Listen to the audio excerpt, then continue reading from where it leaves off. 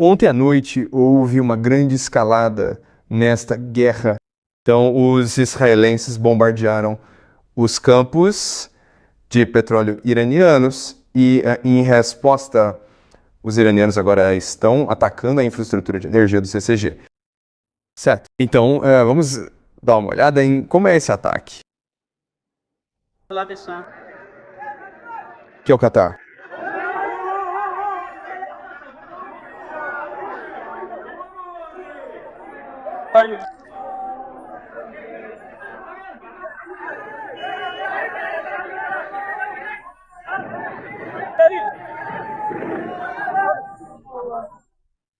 Certo? Então, o Catar fornece 20% de GNL do mundo. E essa é uma grande escalada. E, novamente, como eu disse na aula passada, toda a estratégia do Irã é destruir a economia global. E é assim que ele faria isso.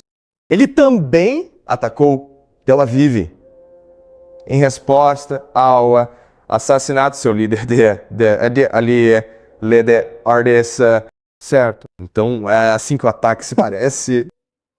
Como vocês podem ver nesta foto, esta é uma ogiva de fragmentação e é impossível para a defesa aérea parar menos lá. Então o Tel Aviv está sendo bombardeada. Não temos filmagens porque estão sendo censuradas agora. E você pensaria que os israelenses gostariam que acabasse o mais rápido possível, porque Tel Aviv e outras cidades estão sendo destruídas nessa guerra. E, novamente, não há como os israelenses se defenderem dos mísseis balísticos iranianos, mas, infelizmente, muitos israelenses estão muito felizes com toda essa destruição. E este é um dos Rabiel mais influentes, sim. Em Jerusalém.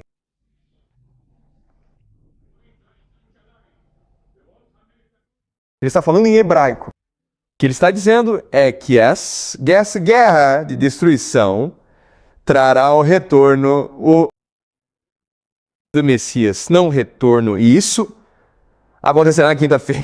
Que é hoje. Que é hoje. Certo.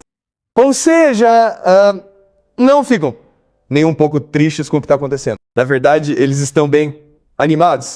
Eles estão muito animados com o que está acontecendo.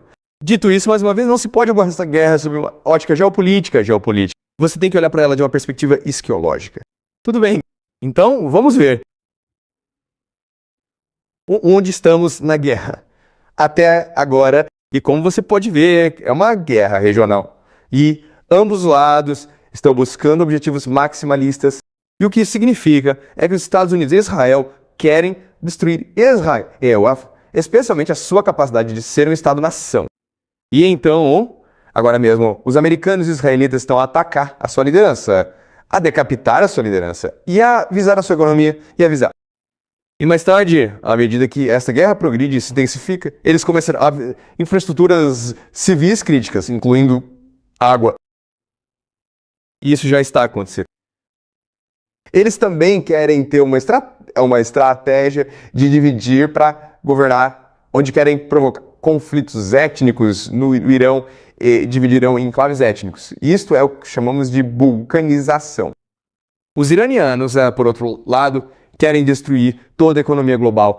Fazem isso atacando a infraestrutura energética do CCG, porque, mais uma vez, toda a base da economia global é energia barata, certo? Então, à medida que esta guerra progride, irão reparar em certas coisas. Tudo bem. Por fim, os americanos não terão outra escolha se ela lançar uma invasão terrestre. E um possível vetor de ataque é aqui, que é a Ilha Car. A Ilha Car é aqui que o Irã armazena cerca de 9% do seu petróleo para exportação. E então a ideia é que se você tomar a Ilha Car, você destruirá a economia iraniana, portanto, sua capacidade de sustentar esta guerra.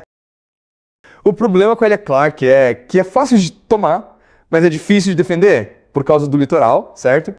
Nesse caso, você também tem que tomar o litoral. Mas então, você lida com as montanhas águas e, portanto, tem que se expandir para fora. Trata-se de um alargamento da missão, onde a guerra não se justifica. Então o que você faz é colocar alguns soldados, e então a expansão da missão se torna apenas uma justificativa para a guerra. Então isso é uma coisa a ser percebida ao ler as notícias. A Ilha Car será um ponto crítico. Outro ponto crítico será a Arábia Saudita, porque agora os iranianos estão atacando a Arábia Saudita. Agora, o que a Arábia Saudita pode fazer é declarar guerra ao Irã. Isso é importante porque a Arábia Saudita tem um caminho de defesa mútua com o Paquistão. Então, se algum for atacado, o outro é obrigado a vir em defesa. Um do outro é cadro. Certo, isso é importante porque o Paquistão abre a frente oriental. Certo, então é possível que os americanos ataquem pelo leste. Outra coisa importante é que o Paquistão tem armas nucleares. E é possível que armas nucleares sejam usadas. Novamente, acredito firmemente que armas terroristas não serão usadas. Certo. Mas uma vez que o Paquistão esteja na guerra, as ogivas nucleares estarão em jogo. É importante observar a expansão desta guerra para outros locais. Certo. Porque quando for o momento apropriado, o que acontecer é que os iranianos ativarão seus representantes, Houthis, e fecharão outro ponto crítico de estrangulamento da net. Então, o que vai acontecer agora é que haverá 2 pontos críticos de estrangulamento marítimo que serão fechados, isolando assim o CCG e cortando o acesso do mundo à energia barata. E quando fizerem isso, podemos esperar retaliação global e outras forças terão que entrar para garantir energia barata. É possível que os sul-coreanos e os japoneses sejam forçados a entrar nessa guerra porque são muito dependentes da energia do CCG. Tudo bem, tudo bem. Então, essas são coisas que procuraremos nas próximas semanas, sabe? Outra coisa que está chamando atenção online é que as pessoas estão especulando que Benjamin Netanyahu está morto. E o motivo disso é que ele não tem sido visto em público há muitos dias. Houve reuniões de gabinete e Netanyahu geralmente aplaude, mas ele não está lá, certo? A outra coisa é que há vídeos falsos de dele fazendo discursos, e isso é bem óbvio, são falsos. Então as pessoas estão especulando que ele está morto e estão tentando encobrir isso. Esta é uma foto dele visitando um café em Jerusalém para provar que não está morto. O problema é que esse café fica em uma montanha e ele levará cerca de 50 minutos para dirigir até lá. Então, por que vai lá? Por que ele não faz uma reunião de gabinete ou liga para Donald Trump para provar que ainda está vivo? Tudo bem. Então, eu pessoalmente não acredito que ele esteja morto. Ele pode estar escondido em algum lugar. Ou ele pode estar ferido. O que sabemos é que os iranianos estão matando muitos altos israelenses, incluindo o chefe do Mossad, a agência de espionagem, e a residência de Netanyahu também foi atacada em Tel Aviv. Então essa é uma pergunta muito interessante. Como os iranianos conseguem atingir tantos líderes israelenses, certo? Mas não só isso. Mas este é Ali Larijani, e ele é o chefe, de fato, do esforço de guerra do Irã, e foi assassinado ontem, ou 2 dias atrás, e os iranianos confirmaram isso. Então foi confirmado que ele está morto. E os analistas estão extremamente preocupados com isso, porque ele é uma pessoa muito pragmática. Então você pode negociar com ele. Então, quando essa guerra atinge um certo ponto em que ambos os lados estejam exaustos, então é possível abordar menos-lo e dizer, quer saber? Vamos negociar um cessar-fogo. E ele estaria disposto a isso, porque é muito experiente. Ele também é muito influente, então ele consegue unir as diferentes facções do governo iraniano e negociar um cessar-fogo. Com ele morto, agora é quase impossível prever um cessar-fogo. Certo. Então, vamos discutir por... Você realmente não quer fazer esse tipo de coisa. Você realmente não quer matar líderes de outras nações. Então, vamos usar uma analogia. Vamos imaginar que nas ruas há duas gangues em guerra, uma com a outra. Gangue A e gangue B. Gangue A, gangue B. E se você olhar para as gangues, elas são estruturadas como hierarquias, certo? Mas há muita autonomia entre as diferentes seções, certo? E o que mantém as gangues unidas claro, é o líder. Então, quando essas duas gangues entram em guerra, o que elas tentam evitar é matar o líder uma da outra. Porque uma guerra geralmente é usada para atingir certos objetivos políticos, certo? E então a questão não é matar todo mundo. O objetivo é negociar um tratado que seja mais benéfico para você. E você vai se negociando com os líderes uns dos outros, porque eles têm a autoridade para implementar o tratado. Essa é a primeira razão. A segunda razão é que se você matar o líder, mais pessoas haverá. Uma competição para substituir menos LOL, certo?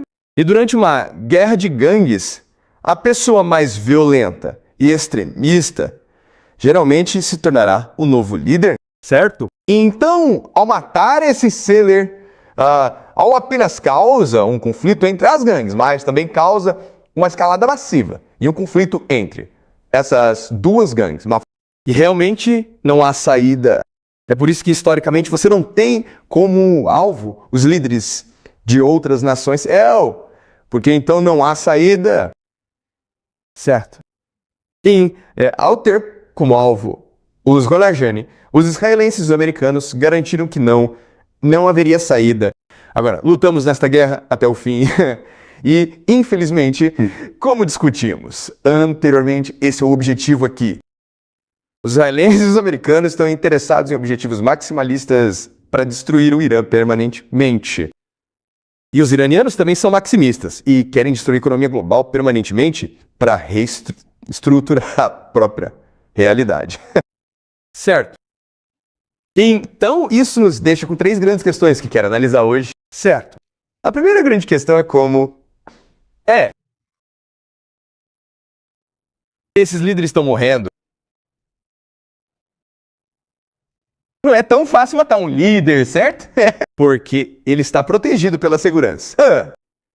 E, geralmente, há duas maneiras de descobrir onde o líder está.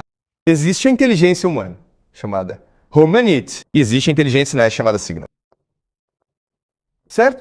Inteligência humana, inteligência de sinais. Inteligência de sinais significa apenas detecção eletrônica, em que escuto suas ligações telefônicas e rastreio seu endereço IP.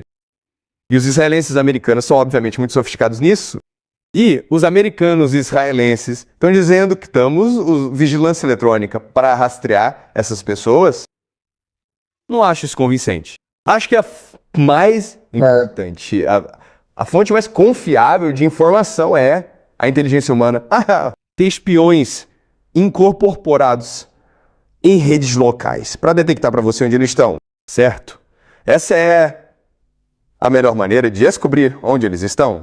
Então isso levanta a questão como os israelenses e americanos estão obtendo essa inteligência humana. Essa é a primeira questão que queremos analisar. Como esses líderes estão morrendo? A segunda questão é por que eles estão morrendo?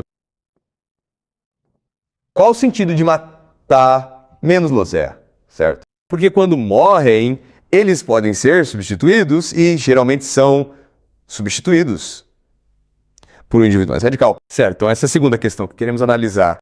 E a terceira questão que queremos analisar é o que significa para a guerra e para o mundo. Certo. O que esses ataques de decapitação significam em última análise para o progresso dessa guerra e como isso afetará o mundo em geral? Certo. Então essas são as três grandes questões que quero analisar. Então, para responder essas três perguntas, quero apresentar uma nova ideia para vocês. É chamada de lei da proximidade. além da proximidade. A ideia é esta. Sempre que você joga um jogo, não está jogando apenas um jogo, você está jogando muitos jogos diferentes, e o jogo que você escolhe jogar é aquele que está mais próximo de você, o que está mais próximo ou mais próximo de você. E isso impacta mais sua decisão. Ok, então isso é muita proximidade. Então, deixe-me explicar o que isso significa usando uma analogia. Ok, vamos à sua vida. Na verdade, você joga vários jogos todos os dias. Então, vamos analisar isso. O primeiro jogo que você joga, claro, é o jogo da família, certo? Então, você pode ter pais, irmãos, certo? E o jogo que você está jogando, claro, é para chamar a atenção dos seus pais. E para fazer isso, dependendo de quem são seus irmãos, você pode usar estratégias diferentes, incluindo ir bem na escola ou ser um pé no saco. Infelizmente, meus filhos escolhem ser um pé no saco. Sim. Os pais estão jogando outro jogo. Aqui é o prestígio social, certo? Então, eles estão competindo contra outros pais, para ter a melhor família possível. Tudo bem. Sendo assim, você joga não só em casa, como também na escola. Não é verdade? Então, quando você vai para a escola, você está competindo com seus colegas por atenção e popularidade, mas também jogando o jogo na escola para tirar as melhores notas para poder entrar em uma boa faculdade, certo? Certo? Certo?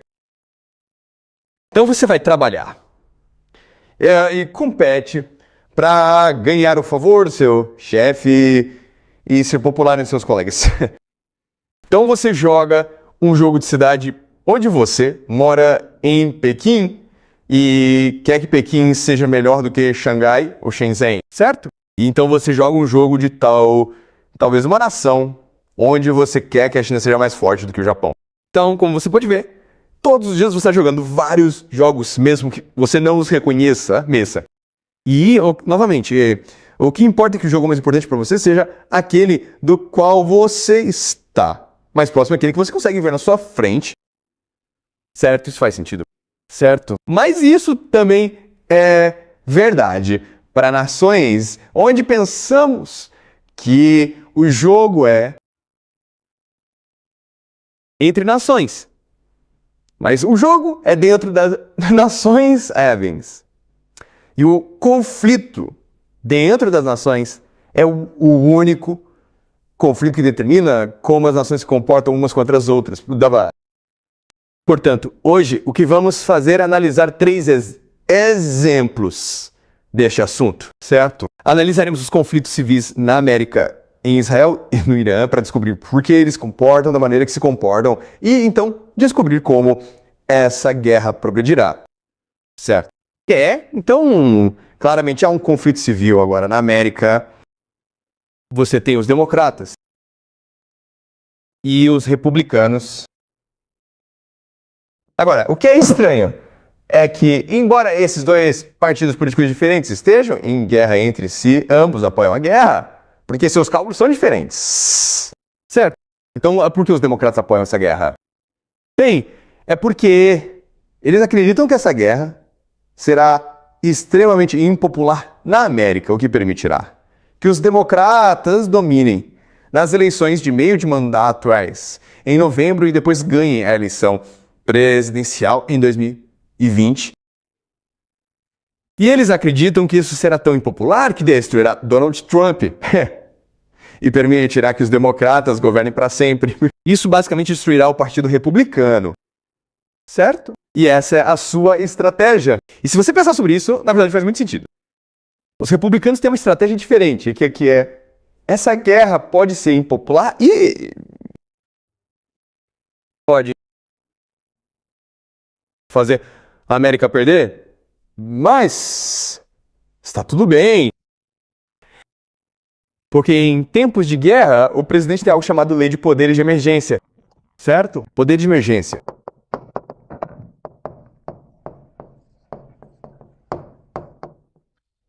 Os poderes de emergência permitem que o presidente suspenda essencialmente a Constituição e suspenda ou adie as eleições. Além disso, Os republicanos querem aprovar algo chamado Lei de Segurança para a América. Certo. A Lei Salve a América, que significa que se você for um eleitor, deve apresentar um dom de identidade para votar e você acha que isso é razoável. Mas, historicamente, a ideia de verificar a identidade é uma forma de discriminar minorias. Ter policiais lá para assustar minorias. E é assim que o racismo era tradicionalmente imposto nos Estados Unidos. Certo? Então, em outras palavras, os republicanos têm muitas estratégias diferentes para trapacear ou manipular as eleições. Eles também podem, eu utilizei isso, mas se a guerra estiver indo muito mal, o que eles farão é convocar um recrutamento nacional e cancelar eleições. Certo. Tudo bem. Essas são duas estratégias diferentes, mas, como você pode ver, não se trata realmente dos Estados Unidos derrotando o Irã. Trata-se realmente dos democratas ou republicanos tentando obter o poder e manter menos ló. Certo. Tudo bem.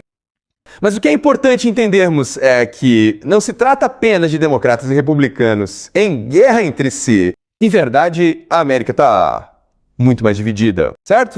E essa divisão é um conflito entre a elite e a contra-elite. Lembra como introduzimos a ideia da elite sobre a produção, certo? Essa é uma ideia de Peter Turing, E ele argumenta que o que leva à guerra civil é que você tem muita elite que quer estar no poder. Poder é um jogo de soma zero. E, portanto, quando você tem a elite sobre a produção, eles têm que entrar em guerra uns contra os outros para ter o poder. Certo? E então o que está acontecendo? Quem é a elite, quem é a contra-elite? Bem, quero dizer de forma bem simples. Os democratas representam a elite e os republicanos. Republicanos representam a contra-elite, certo? Basicamente, a elite é o império e a contra-elite é a MAGA, que é a América em primeiro lugar. E então eles têm dois ideais diferentes para a América. O império é manter uma ordem global atual, certo? Certo? E a MAGA é recuar para o hemisfério ocidental e se concentrar nos interesses nacionais centrais dos americanos, certo? Eles também estão divididos em finanças e certo? Então, em outras palavras, Wall Street é o principal apoiador da elite. A atual e o Vale do Silício é o principal apoiador da contra-elite, certo? Então, essas pessoas estão interessadas em manter o status quo. Elas estão interessadas em uma revolução, certo? E essa é a principal divisão na América, que eventualmente levará a uma guerra civil, como uma guerra civil de verdade, certo? Mas agora eles estão brigando por política externa. Então discutirei isso mais no futuro. Mas quero apresentar menos a vocês agora. Quero dar um exemplo prático para vocês entenderem o porquê da briga. Porque as pessoas estão brigando com as pessoas da IA. E há uma boa razão. Porque se você for capaz de controlar Washington DC, se for capaz de controlar as alavancas do governo, poderá ganhar muito dinheiro para si mesmo. Certo? Então vamos analisar isso de forma concreta. O que as pessoas realmente não entendem é que tanto as finanças quanto a IA são bolhas que estourarão. Elas são parasitas, certo? Então, as finanças são um parasita, porque existe algo chamado bolha de crédito privado, certo? Bolha de crédito privado, quer dizer, a ideia de crédito privado é muito simples. Em vez de os bancos emitirem empréstimos para empresas, as empresas emitem empréstimos privados para outras empresas. E você pensaria que essas empresas seriam muito cuidadosas com quem e quanto empresta, certo? Mas isso não é verdade, certo? Porque em 2008, esses bancos destruíram a economia global e o governo americano os resgatou, certo? Eles não sofreram consequências. Essa ideia de risco moral. Se você não sofrer cons por sua estupidez, bem, mas você só vai ser mais estúpido no futuro. Certo? Então essas empresas acreditam que controlamos Washington DC, portanto podemos ser tão arriscados e estúpidos quanto quisermos. Então elas estão dando muitos e muitos empréstimos idiotas para empresas porque cobram uma taxa por esses empréstimos, certo? E então, quando esses empréstimos não dão certo, o que significa que as empresas vão à falência, o que eles fazem é dizer, nós vamos emprestar mais dinheiro para vocês se manterem à tona. Então agora esse problema chegou a cerca de $2 trilhões. E eles acham que, na pior das hipóteses, o governo vai nos resgatar se todos nós formos à falência, porque somos grandes demais para falir, todos nossos amigos estão no governo. Certo? Essa é a mentalidade deles. E em 2008 isso funcionou. Mas há um problema hoje em dia. Que é que também há outro grupo que está fazendo a mesma porcaria. Certo? E é chamado de bolha da IA. Então, se você olhar para a bolha da IA, haverá empresas como Microsoft, OpenAI, Oracle, NVIDIA, muitas empresas diferentes. E a maneira como elas operam é apenas emprestando dinheiro umas às outras. Certo? É como se eu te desse $1 bilhão, então você me dá $1 bilhão, agora temos $2 bilhões. É um círculo vicioso. E está recebendo muito dinheiro do CCG e de outros investidores. O problema, claro, é o que está acontecendo na guerra. Certo? Então, se o CCG não puder mais colocar mais dinheiro nessa bolha, então, eventualmente, essa bolha terá que estourar. Mas eles dizem, tudo bem, porque nós controlamos Trump, nós controlamos a Casa Branca, nós somos o mercado de ações.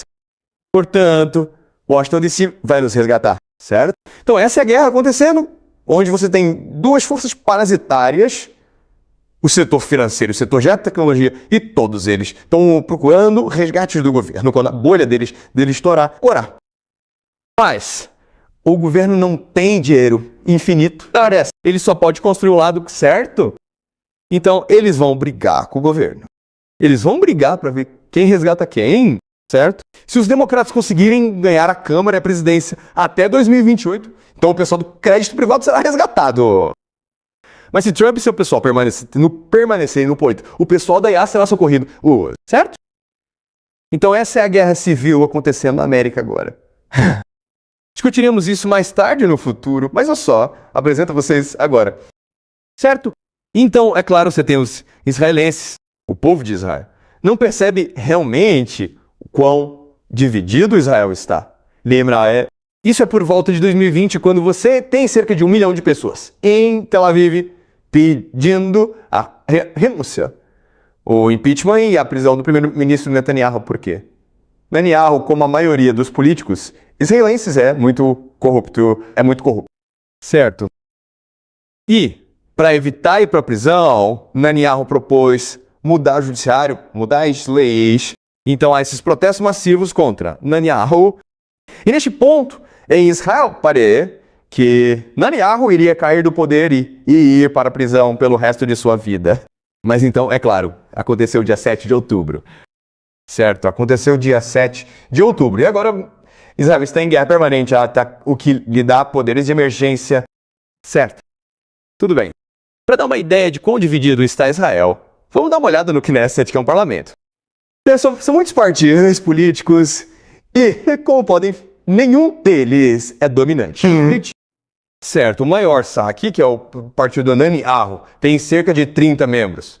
Mas não pode governar sozinho, portanto, tem que se juntar a outros partidos políticos. Tem que ser uma coalizão. Mas veja, você olha para os seus inimigos. Bem, seus inimigos também têm muitos. Então, parece que Israel é uma sociedade extremamente dividida, e as pessoas realmente não apreciam isso. Sabe, muitas pessoas falam sobre uma conspiração global judaica. O que as pessoas realmente não entendem é que o povo judeu nunca se deu bem. Então volte para a época de Jesus e havia 3 grandes facções em Jerusalém. Eles eram seduzidas, havia os fariseus e os essênios. Todos se odiavam. No ano 70, os romanos enviaram um exército enorme para destruir Jerusalém. E você poderia pensar que nessa época o povo de Jerusalém se uniria defenderia Jerusalém. Porque, do contrário, todos seriam mortos. Todos! Bem, eles não se uniram, certo? E os romanos destruíram Jerusalém, queimaram o segundo templo e massacraram muitos judeus. Então, os judeus sempre tiveram esse problema de serem extremamente criativos e intelectuais. Mas isso só leva a grandes brigas internas. Certo. Tudo bem. Então, esses são os líderes dos diferentes partidos políticos de Israel. E, de novo, odeio dizer isso, mas eles realmente se odeiam, não é? Você sabe, como uma encenação. Eles geralmente se odeiam. E é por isso que Israel tem sido politicamente tão disfuncional nas últimas décadas. Certo. Tudo bem. Então, agora eu quero discutir onde está o maior conflito em Israel. Então, eu diria que os dois maiores conflitos são representados por Tel Aviv e Jerusalém. Essas são duas cidades de Israel e são as duas maiores cidades de Israel e representam dois centros de gravidade diferentes, duas visões diferentes para Israel. Tel Aviv é democrática. Jerusalém é uma teocracia, o que significa que é religiosa, certo? Tel Aviv é aberta, o que significa que tem muitos homossexuais, certo? E você pode imaginar que as pessoas em Jerusalém não estão felizes com isso. Então elas são muito conservadoras. Certo. Tradição cosmopolita. Tudo bem. Então essas são duas visões muito diferentes para Israel, onde Tel Aviv uma cidade aberta, democrática, moderna e progressista. Muitos homossexuais, muitas ideias abertas, muito secular, muito voltada para o exterior, muito ocidental. Jerusalém é o oposto completo, certo? Muito religiosa, muito conservadora. E eles, novamente, se odeiam. E o fato de Tel Aviv estar sendo destruída agora mesmo nesta guerra, as pessoas de Jerusalém estão realmente bem com isso, certo? Eles não dizem, meu Deus, eles estão matando. Não. Tel Aviv é o grande Satã. Vamos destruir menos, para que possamos construir uma teocracia, certo? Tudo bem. Bom, vamos à análise de perto onde eles discordam. Então, Israel é um reino de Davi.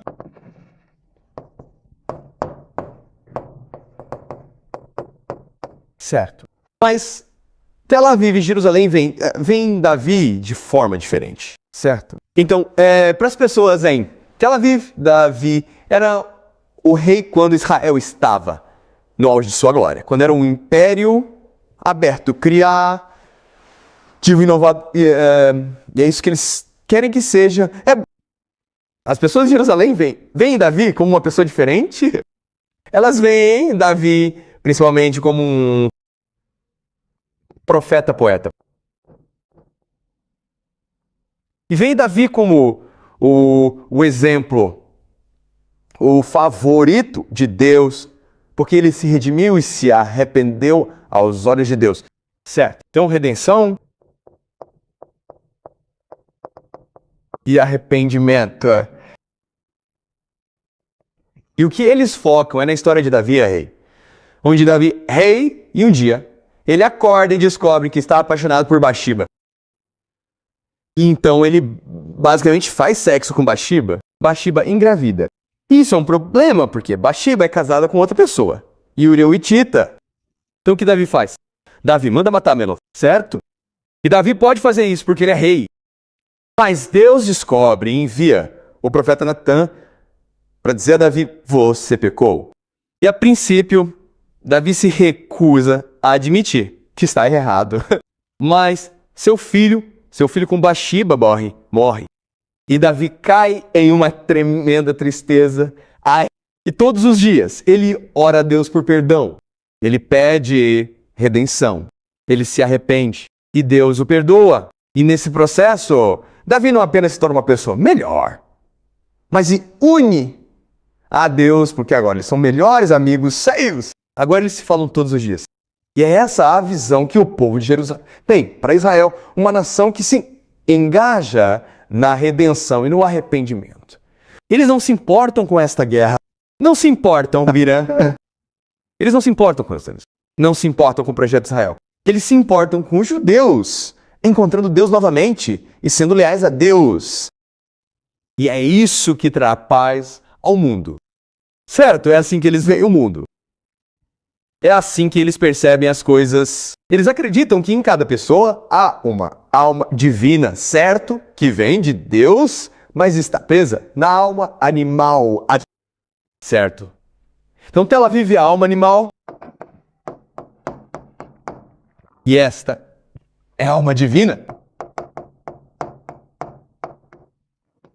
Então o que é alma animal? Você busca conforto material. Você quer fazer sexo. Você quer ficar bêbado. Você quer festejar. Você quer dirigir uma Ferrari. Certo? Isso tudo é animal. Mas dentro de você está a alma da videira, que busca apenas estar com Deus. Certo? E então, estamos constantemente em uma luta entre a alma animal e a alma divina. E, da perspectiva deles, Tel Aviv representa a alma animal de Israel. Jerusalém representa a alma divina de Israel. Então, pense eles destruírem Tel Aviv. Ótimo. Eles também reconhecem que a guerra é boa. Porque se as pessoas realmente querem encontrar Deus novamente, elas precisam sofrer. Elas precisam perder tudo antes de reconhecer a glória de Deus. Certo? Então, pense no livro de Jó. Quando Jó era um personagem da Bíblia que era muito rico, então Deus decide, talvez ele só seja fiel a mim porque ele é muito rico. Então, Jó perde tudo. Isso aumenta sua fé em Deus. Certo? Então, essa é a visão que esses fanáticos religiosos, os loucos têm em Jerusalém. Que é tipo, vamos destruir Israel para que possamos refinar, redescobrir amor por Deus. Certo? A destruição de Israel levará à redenção e arrependimento do povo israelense e por a paz neste mundo. O Messias finalmente virá. É por isso, estava constantemente falando sobre Ipetsavá, na quinta-feira que o Messias viria, porque ele sentia que estava muito perto. Havia muita destruição, havia muita guerra. Então, o Messias deve vir porque agora os judeus reconhecem que somente Deus pode salvar os salvos. Portanto, quando você orar pelo Messias, quando você realmente quiser em seu coração, quando o Messias virá. Mas você precisa criar as condições para que as pessoas realmente queiram o Messias. Certo? Então, esse é um conflito civil acontecendo em Israel. E essas pessoas de Jerusalém, esses fanáticos, eles realmente não se importam se o mundo for destruído, porque esse mundo é falso de qualquer maneira. Quem se importa? O que importa é a alma divina, certo? Sim. Você tem uma pergunta?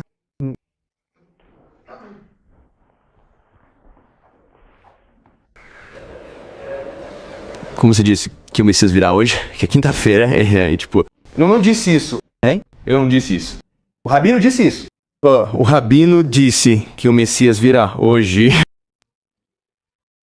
A vinda do Messias realmente afetará a China e esses países, ou são todas crenças pessoais? Certo, escute. Eu sei que isso é difícil para vocês entenderem, mas a China não importa. Só Israel importa. Estados Unidos, China, Rússia não importam. A única coisa que importa é Israel. Certo? A única coisa que importa é o povo de Israel, os judeus. O estado espiritual deles determinará o destino do mundo. Quando os judeus se unirem a Deus, a paz e a prosperidade virão para o resto do mundo. Tudo bem. Certo. Então, agora eu quero falar sobre o Irã.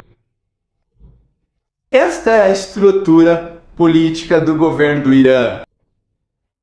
Uma coisa a se notar é que ela é muito complicada. Ela é dividida em aspectos religiosos, a Assembleia de Peritos, e o aspecto secular, que é o governo, certo? Então, é um governo, mas os clérigos islâmicos estão no topo. E essa é uma identidade dupla do Irã, certo? E esta é a última eleição presidencial dele ser Cáceres. E como você pode É um país bem dividido, onde as pessoas do meio votaram em Jalali, mas as pessoas da periferia votaram em Peskin. Portanto, há muitos conflitos no Irã, não apenas políticos e religiosos, mas também étnicos. Então, deixe-me explicar rapidamente o que vejo como uma grande divisão no Irã. Então, é claro, você tem a teocracia islâmica. Outro conflito com nacionalistas seculares.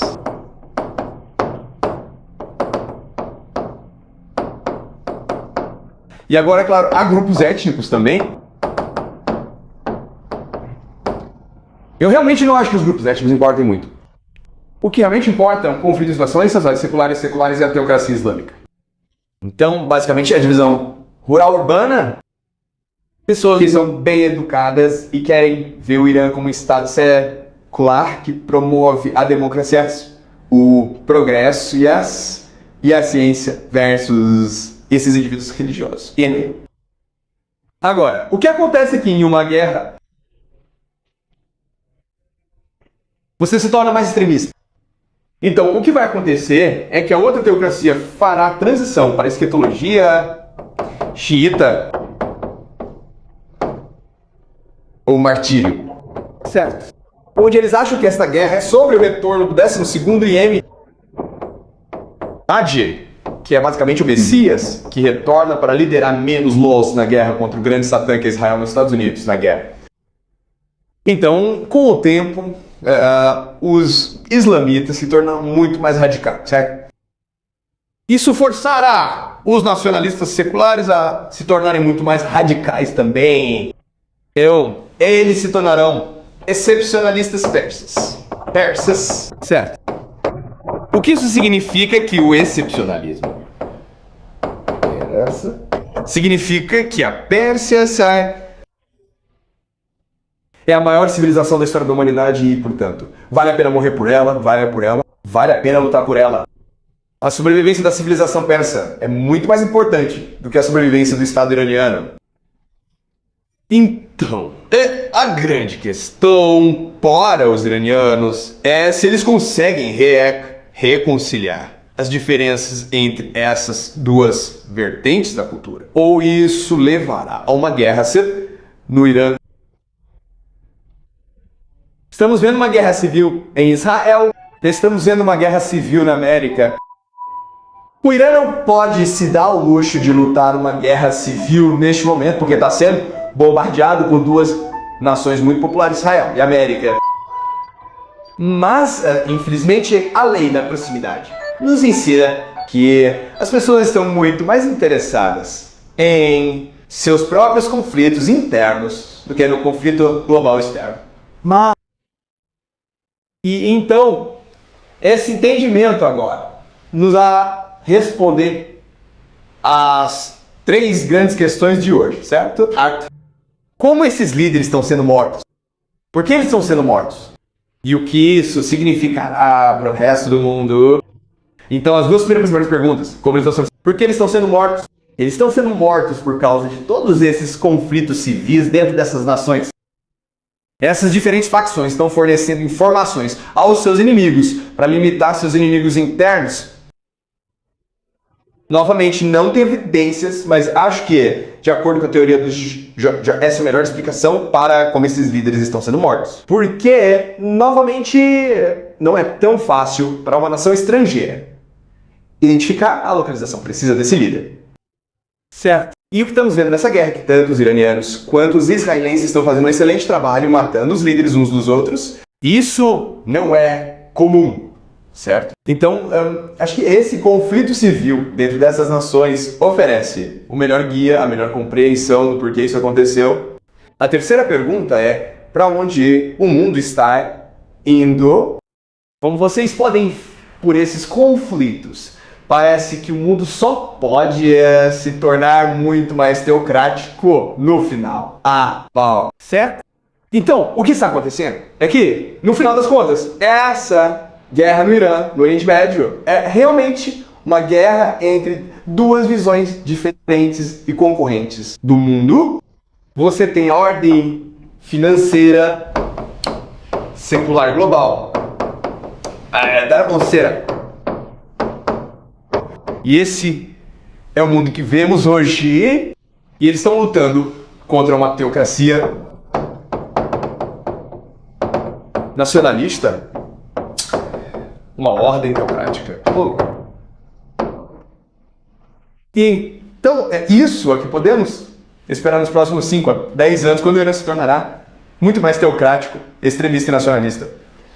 Israel abandonará a democracia e adotará a teocracia. Os Estados Unidos também abandonarão a democracia e adotarão a teocracia, porque essa é uma tendência geral do mundo. Certo? Tudo bem. Certo. Então, o que eu quero fazer na próxima aula é discutir como mudará nos próximos 5 a 10 anos. Certo. Alguma pergunta?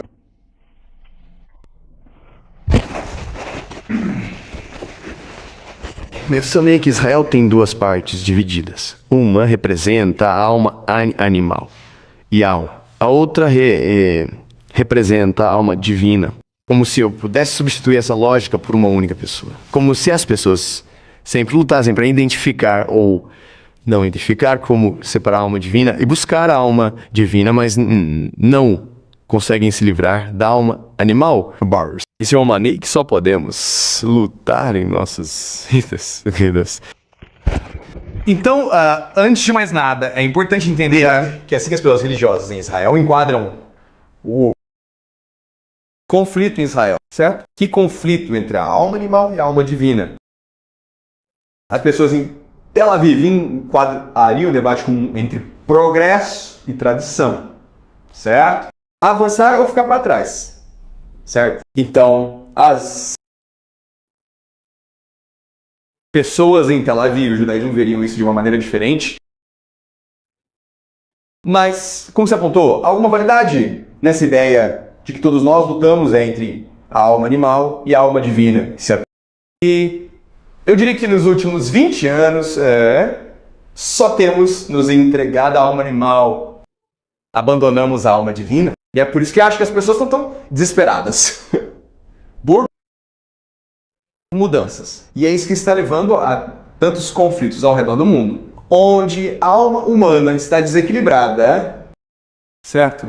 Onde somos muito materialistas e não espirituais, o suficiente. E o que sabemos pela história é que se uma sociedade vai longe demais em um extremo, ela volta a nadar para o extremo. E é isso que estamos vendo, onde um bom resultado, eu acho, todo esse conflito ao redor do mundo, é que as pessoas começam a reconhecer as limitações do dinheiro, do materialismo, do individualismo e começam a abraçar mais a espiritualidade e a comunidade. Porque, honestamente, você não tem escolha no assunto. Certo. Se, por acaso, você sonha em ter um jato Gulfstream, uma empresa enorme, saiba que irá se decepcionar, você irá... Como mostrarei na próxima aula, o mundo está caminhando para uma depressão econômica. Basicamente uma fragmentação, uma ruptura no mundo. E então, você não vai poder pagar para voar para Maldi nas férias. Haverá abacates no supermercado. Certo? Tudo isso significa que agora você tem a chance de se concentrar mais na introspecção, na reflexão, na família, em se perguntar o que me faz feliz, o que me dá sentido e propósito na vida, e a resposta, claro, é um ao outro. Certo? E talvez isso seja uma coisa boa. Talvez essa seja a intenção do universo. Talvez, como diriam as pessoas em Jerusalém, esse seja realmente o plano de Deus. Certo? É lamentável que toda essa guerra e sofrimento estejam acontecendo. Basicamente, o que muitas pessoas religiosas dirão é que só podemos encontrar a redenção por meio do sofrimento, da dor, da tragédia. Mais alguma pergunta, pessoal? Vejo vocês na próxima aula.